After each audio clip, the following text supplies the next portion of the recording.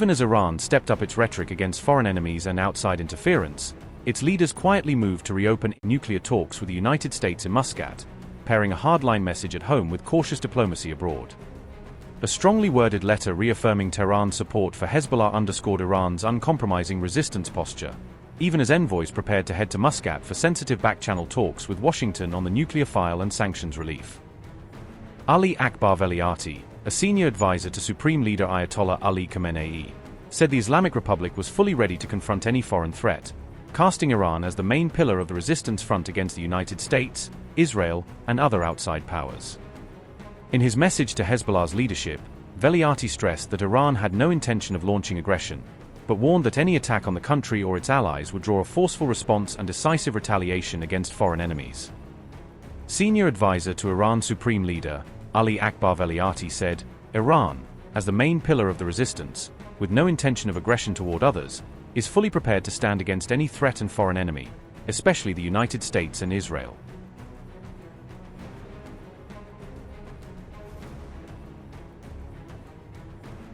The warning from Tehran came just days before a high-stakes round of U.S.-Iran nuclear talks was set for Oman's capital, Muscat, underlining how diplomacy was moving forward under the shadow of possible confrontation.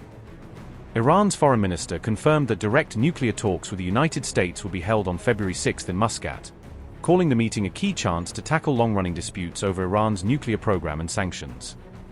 Abbas Araghchi said the Muscat session was scheduled for about 10 a.m. local time, and in a social media post he thanked Oman for hosting and quietly mediating between Tehran and Washington to keep the negotiations on track. President Masoud Pezeshkian said he had told his foreign minister to seek negotiations that were fair and equitable, insisting Iran would only engage seriously if the talks were free from threats and unrealistic U.S. demands. Washington later confirmed it would join the Oman talks after tense dispute over the venue and format, dropping earlier ideas for a broader Istanbul meeting and agreeing to a narrower Muscat round focused on the nuclear file.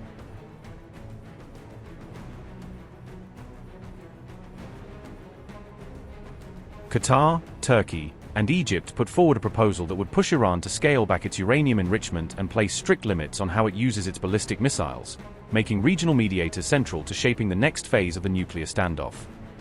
The framework also went beyond the nuclear issue by pressing Tehran to slow arms and military technology transfers to allied militias across the Middle East, aiming to contain the proxy networks many blame for instability from Lebanon to Yemen.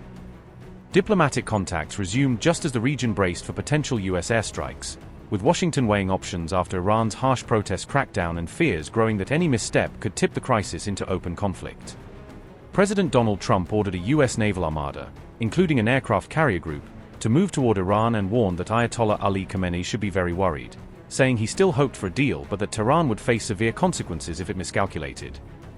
U.S. Secretary of State Marco Rubio pushed to widen the agenda beyond centrifuges, insisting that Iran's long-range missiles, its backing for armed proxies, and its record of repressing protesters all had to be addressed for any deal to last. Rubio also said Iran's clerical leadership no longer reflected the aspirations of many Iranians, pointing to fresh demonstrations as a sign that people wanted more freedom and opportunity than the current system allowed. Last year's push for a breakthrough in Oman fell apart after Israeli airstrikes and U.S. attacks on Iranian nuclear sites in June. Omani mediators confirmed the sixth round of talks was abruptly scrapped as missiles hit key facilities and figures linked to the program.